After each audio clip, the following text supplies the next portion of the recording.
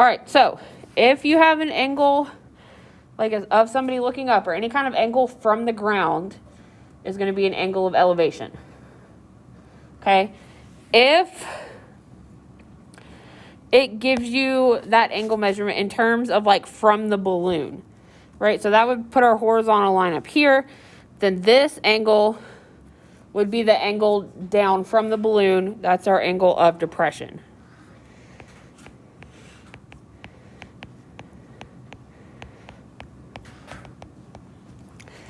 All right, so depression is down, elevation is up. That's pretty much how that goes.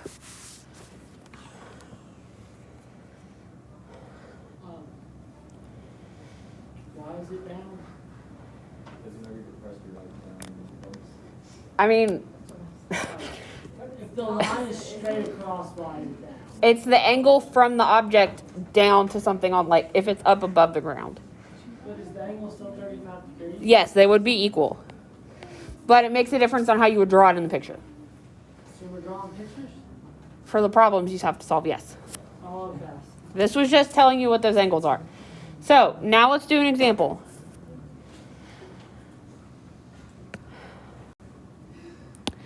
All right, so we're looking at the example on page 27. It says, an observer is 50 feet from a flagpole on level ground. So, we have a flagpole. We have Joel.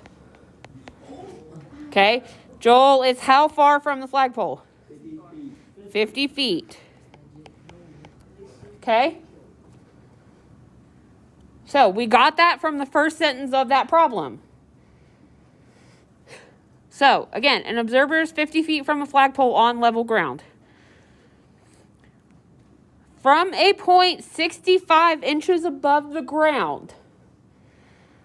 So that means this right here is 65 inches. All right, that's where his eyes are. 65 inches off the ground. The top of the flagpole is sighted with a 30-degree angle of elevation. So that means, I'm just going to kind of, this green dotted line is also 50 feet. I just brought it up so we can make a nice right triangle. Yeah, so that's if he was looking straight. But he's looking with a 30-degree angle to the top of the flagpole. So if you look, what do we have here? A right triangle, right? And we know that one side is 50. We have one 30-degree angle. Okay? So the problem is asking us to figure out how tall the flagpole is. So what part of that triangle would that be? Opposite. Well, right. So it's going to be this part here. Now, we're technically finding like this chunk, but we'll find that measurement, then add the 65 inches of his height to get the total height of the flagpole. But we're just solving for x right now. We're finding this side of our triangle. We're finding this piece right here. Right here. Okay? Okay, so we have a 30-degree angle, so let's make that our reference angle. Okay? So our reference angle is down here. We're trying to find opposite. And what side do we have? Adjacent. Adjacent. So opposite and adjacent is what trig function? Tangent. Tangent. So we can write an equation. So tangent of what? 30 is, thanks, Zane, opposite over adjacent. So what do we do to solve from here? Can I close the door? Yep, so multiply both sides by 50. So that cancels. So then x equals 50 times the tangent of 30. So somebody plug that in and tell me what we get.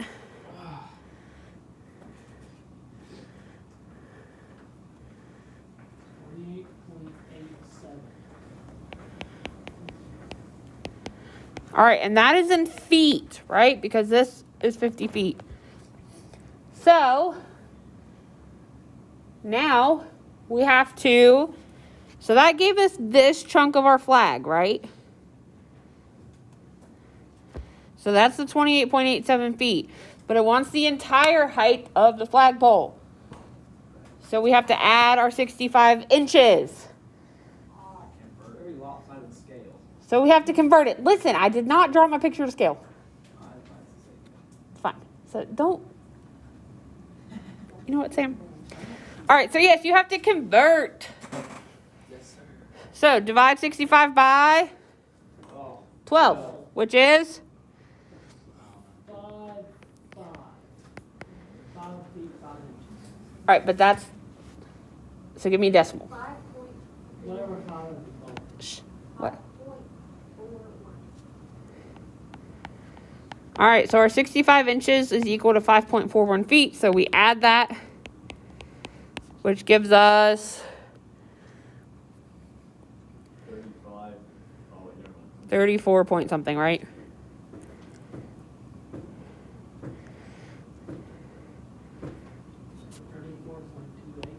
Yeah. Yeah. 34.28. You did it.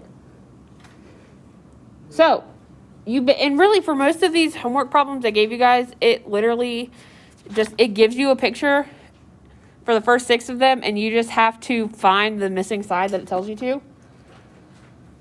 So, like, look at number, 1 or 2. So, let's look at number 1 together, actually. So, number 1 looks like that. It's kind of blurry, but we'll go with it. I know. I'm not there yet. It is very good. Sam? All right, so remember, Daniel pointed this out when we talked about it. If you have an angle up here, it's going to be the same as this angle down here, right? So that means you're looking for angle P, but down in that corner. So you just have to pick a trig function that we'll use. So if that's our reference angle, we have our opposite side and our adjacent side. So what trig function uses opposite and adjacent? Tangent, right? So you'll do tangent of angle P is equal to opposite, which is 100, over adjacent, which is 200. So then that's when you use the -1, the tangent -1 button in the calculator.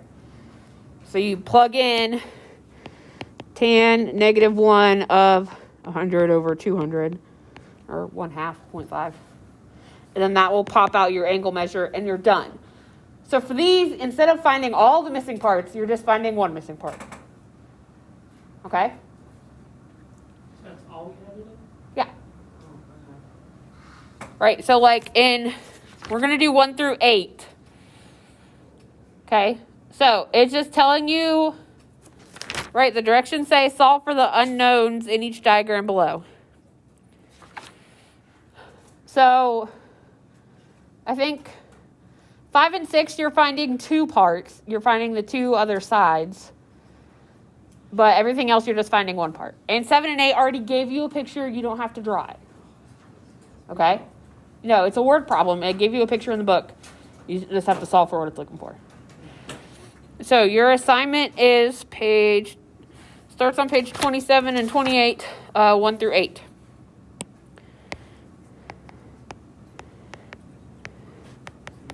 What is it? Page 27.